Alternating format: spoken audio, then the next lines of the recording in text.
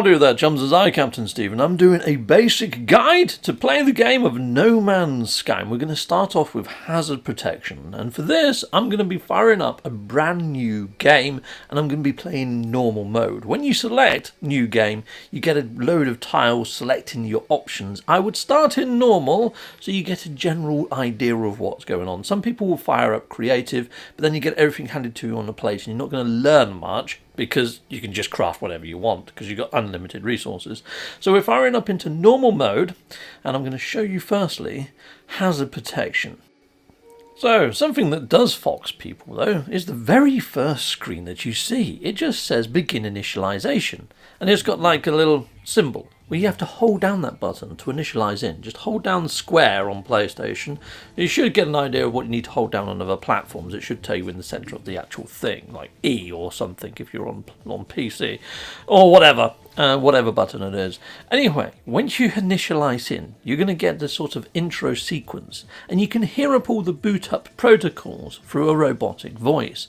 So it does mention the sort of things that you've got that are coming online. So it mentions your jetpack propulsion system. Yes, you've got a jetpack. You can just press X on the PlayStation to use your jetpack to fly into the air. Or you've got multi-tool, a laser attachment. Sounds lovely, doesn't it? And there it is. That's sort of like orange little doohickey. Yeah, where you can press triangle to sort of interact or bring that up to actually start then mining stuff using R2. But we'll get to that in a moment. The first thing you're going to notice is you're going to get some sort of smudgy sort of colours around the outside. I'm on a toxic planet, so it's green for me. Yes, I'm taking toxic damage as soon as I appear, and you can see a bar that is flashing and looks quite angry and red in the bottom of the left corner. But you're also going to get this pop-up, and you get lots of pop-ups like this telling you what you need to do. But yeah, it doesn't really tell you what resources you need to look for. It says ferrite dust originally when your scanner's in operational, but it doesn't tell you what resource is going to give you ferrite dust. So you're like, what the fudge? And that bar, I'm going to die. What the fudge is ferrite dust? Well, ferrite dust is actually a mineral composite, so you're going to find that inside of rocks. Now it does say here down in the bottom right hand corner that you need 75, and to use small rocks and to use your multi-tool and your laser beam using R2. Well, big rocks is going to give you pure ferrite, and you can't smash big rocks yet, so you have to look for the smaller variety of rock, and then you just zap them with your multi-tool. But as you're holding it down, your multi-tool is going to heat up, so be careful of that. Just let go every now and again. Don't let it overheat, because it takes a little while then to refresh. Yeah, there we go. So I've just zapped a rock. How much ferrite dust did I get, and how do I fix this frickin' scanner? So the scanner is actually in your multi-tool, so you have to go across the tabs using your R1 and L1 buttons on PlayStation. And you can see here I haven't quite got enough. I need 75, so I need to find some more small rocks. You're a small rock. I'm going to blast you into oblivion using my multi-tool using R2. Take that frickin' small rock. Heck yes, into oblivion you go. But now I've got 45. Now I've got 47, 49, 51. Oh, this is brilliant. I am mining rocks. Heck yes, I am. Hi-ho, hi-ho. It's off to work we go when we're mining rocks and we're making ferrite dust. Hi-ho, hi-ho, hi-ho, hi-ho. Nice one. We have got ourselves a load of ferrite dust now. We can hit up the scanner and we can repair said scanner. Done. Right, why did we need to fix this scanner? So we can find sodium. So there we go. I've just pressed in the button to scan to find my sodium. There's a sodium plant denoted by that little N whatever logo that is, the sort of yellowy one. Nice, brilliant. So let's head on over there, and there should be my plant. It's not there. How do I get said sodium? This is a bug, so it's actually appeared underneath the ground, so I can't actually get it, because I can't dig under the ground yet, because I don't have a terrain manipulator, but we'll get to that in a future guide. So I need to go find another one. Now I can see that there's a yellow glow over there, and I did see that there was a yellow icon over there as well, but it's now disappeared, because you only get to see those for a short period of time when you actually hit on up your scanner, but you can hit up your scanner again. Now I am running, so one of these will activate my scanner, that one, the left one, and the right one will make me run. So I just have to tap it once and then I can start running in the direction I need to run in. You don't need to hold it in. Right, so here we go. I'm going to pick that up.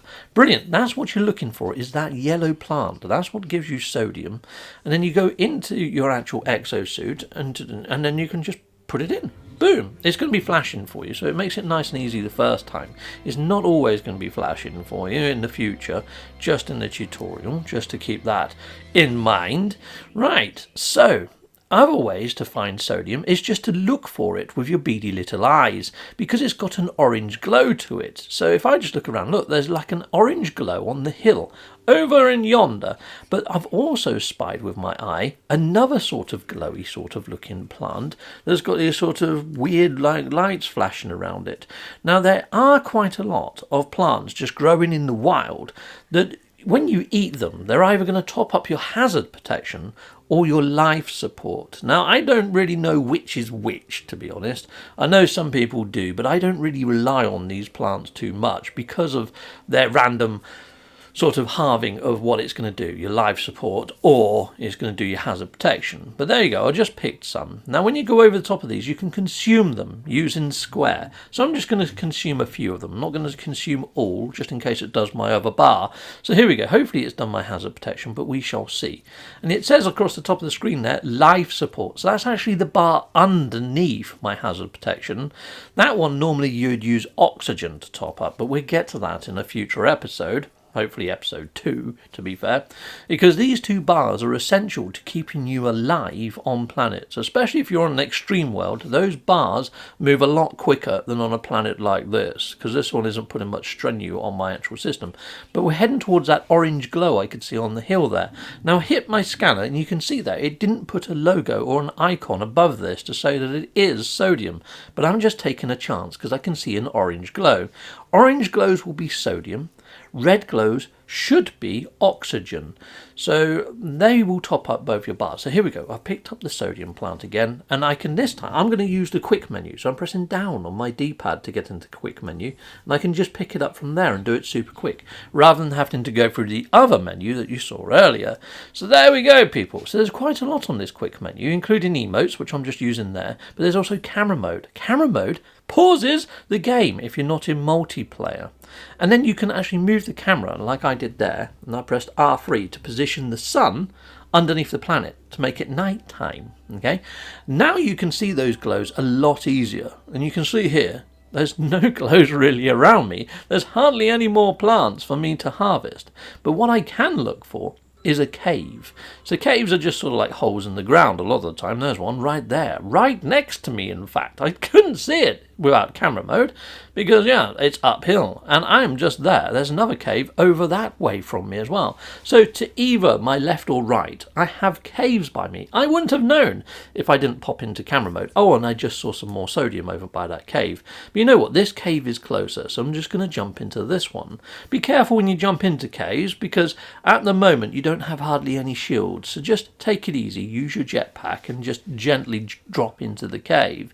Right. Inside the cave, there's going to be quite a lot of resources that you don't get outside of caves. Also, look at my hazard protection bar. It's going up on its own. The cave has done magic to my suit. No, it's actually giving you shelter from the hazards of the planet. Yes, now shelters will do that, building structures if you come across one, or getting into your ship will also increase your hazard protection. But back to the resources in caves, you're going to find cobalt. Now you're going to get that from the stalactites or the stalagmites, you know, the things coming down from the ceilings, the stalactites, or the stalagmites, the ones coming up from the ground. You're going to get cobalt. And sometimes you may even get a secondary resource, but let's just focus on the cobalt for now. We're going to get a load of cobalt, and I'll show you why in a moment. And there's also, you see those glowing plants on the floor? They're called marrow, and we're going to get some of those as well, so we're going to zap them in a moment. But I'm just getting lots and lots of cobalt for now. Zap a load of cobalt while you're in a cave. And while you're in a cave, your hazard protection isn't going to go down, but your life support will. Your life support will continue to go down even in a cave. It goes down a lot slower than your hazard protection. And yes, and you saw there that I went and ate a plant on a planet, and that gave me a lot back to my actual life support system anyway. Oxygen will top up your life support. What colour plant was oxygen? Red. Red is oxygen. Sodium is orange. There we go. So we've zapped that. Lovely jubbly. We're getting loads and loads of cobalt. And look, I just blasted a bit of marrow there, but we'll get some more marrow bulb in a moment. Because marrow bulb is quite essential to your hazard protection too. Now I'll show you why in a moment. There we go. We zapped that one.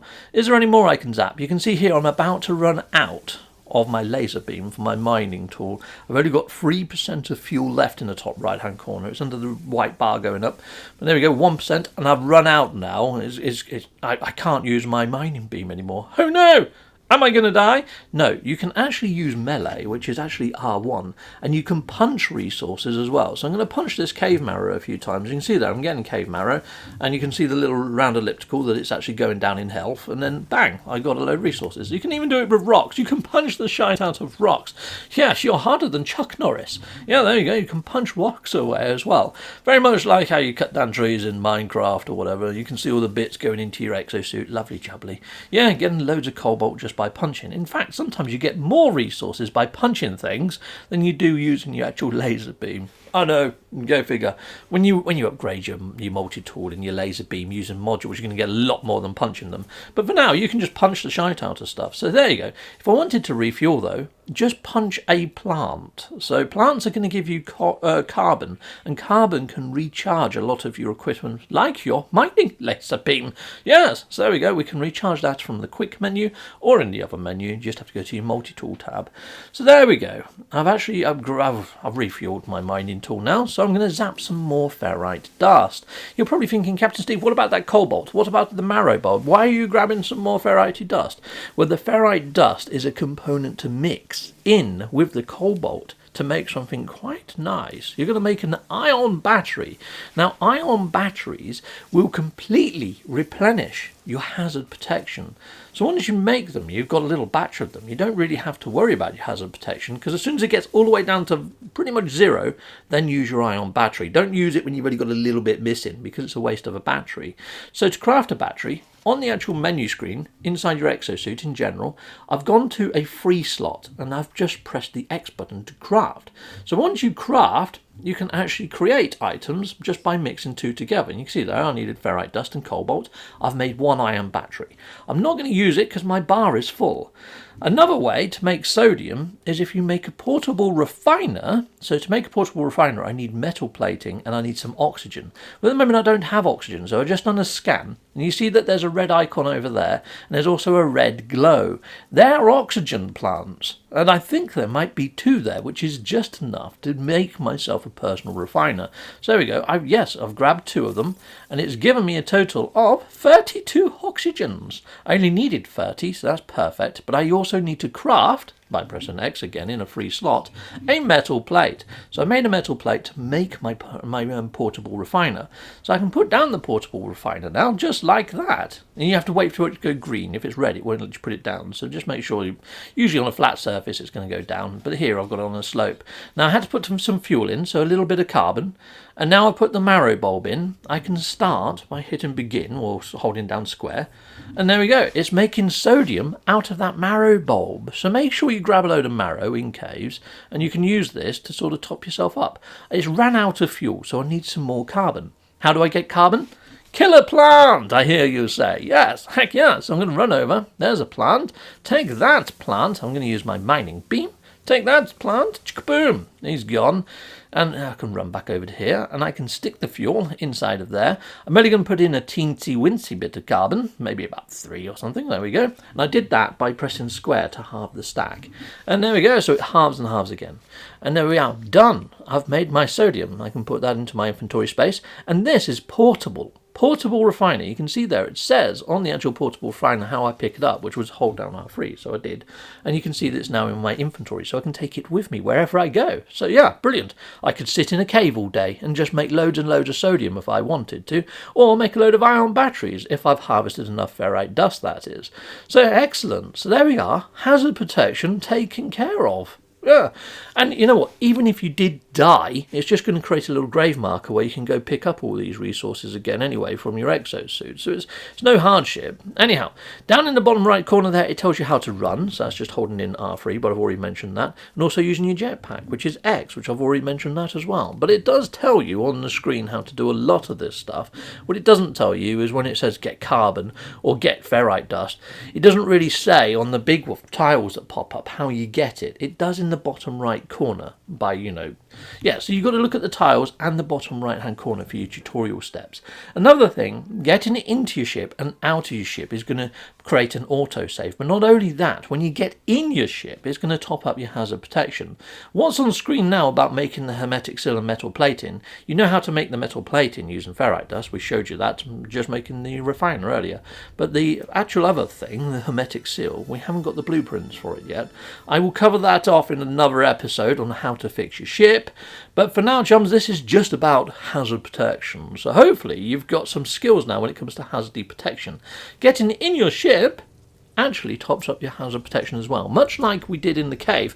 As if by magic, that bar goes back up on its own. Yes, it does, because it's classed as a shelter. So also going in buildings will do that, but we haven't seen a building yet, have we? No, we haven't. But until next time, people, I hope you're enjoying the basic guide. Goodbye, goodbye, and goodbye again. Well, thank you very much for watching. If you like what you see, please hit a like and a subscribe. And I'd like to say a massive, great big thank you to all of my backers over on Patreon and over on YouTube membership. Thanking you, backers. And if you want to support this channel, just don't skip the adverts. That throws revenue down my avenue. Or yeah, just stay with Captain Steve that little bit longer and hit something on this screen. There's merch here now too.